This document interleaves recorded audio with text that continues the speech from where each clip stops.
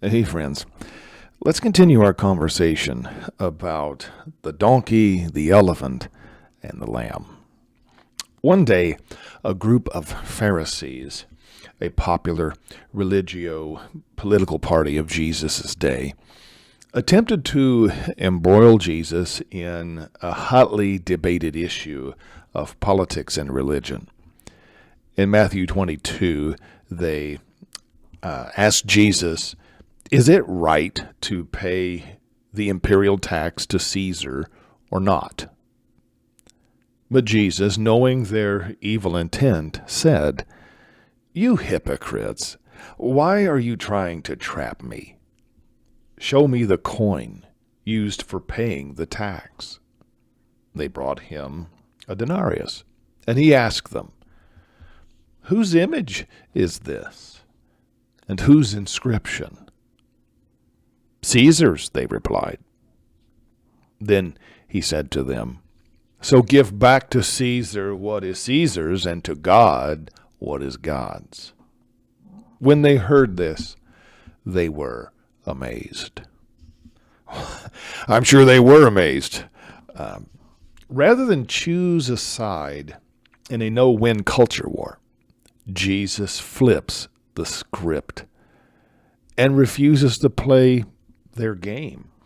He simply says, Show me the money. And then asks an easy question. Whose image is this on the coin? What's the obvious answer? Caesar's. Caesar's image is on the coin. If Caesar's image is on the coin, then it stands to reason that the coin rightfully belongs to the realm of Caesar. So, give to Caesar what belongs to Caesar. But there's more, isn't there? Jesus continues, Give to God what belongs to God. Well, what belongs to God? You. Caesar's image is on the money. God's image is on you. You belong to God. Now, if we belong to God and are imprinted with God's image, why do we so often perceive ourselves and others as though we bear the image of Caesar and belong to Caesar? Identity politics, seeing each other as the donkey or the elephant, is ripping apart the very fabric of our society. We need to practice seeing each other as being in the image of God. We need to quit dehumanizing and even demonizing one another. We can scapegoat others in the name of the donkey and in the name of the elephant. But we can never scapegoat others in the name of the lamb.